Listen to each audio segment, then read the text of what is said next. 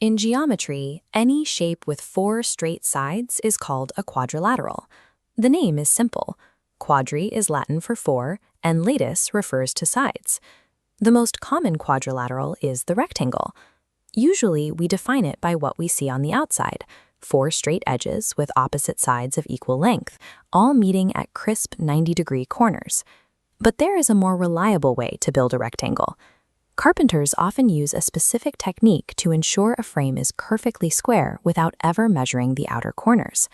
To understand why this works, we have to look past the outer edges of the shape and focus on its internal framework.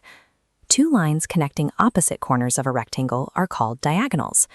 Removing the outer edges leaves an X shape acting as an internal skeleton. If the X stretches or tilts, the entire shape changes. A lopsided skeleton creates a lopsided shape. This means if you can control the exact geometry of this internal skeleton, the outer shape will always be perfectly predictable. First, take two equal-length sticks and mark their centers. Second, cross them exactly at those dots, called bisecting. Connecting the ends creates a perfectly balanced rectangle, as every corner is an equal distance from the middle. This gives us a two-step recipe for a rectangle. Ensure the diagonals are the same length, and make sure they cross at their midpoints. Think of these sticks as the diameters of a circle.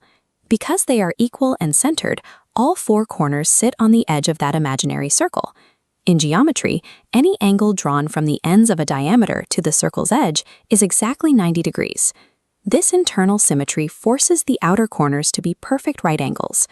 Rotating the sticks changes the outer shape. Keep them centered, and it remains a rectangle, just long and thin or short and wide. But when the sticks cross at a perfect 90-degree angle, all four sides equal out and it becomes a square. A square isn't a brand new shape. It's a rectangle that has been refined. It still follows all the rectangle rules. It just adds one more requirement for how the internal lines cross. This relationship explains a common rule in geometry. Every square is a rectangle, but not every rectangle is a square. Think of it like a family tree. The rectangle group includes any shape with equal diagonals that cross in the middle. The square group is a smaller circle inside that one. To get into the square circle, the shape has to follow all the rectangle rules plus the 90-degree crossing rule.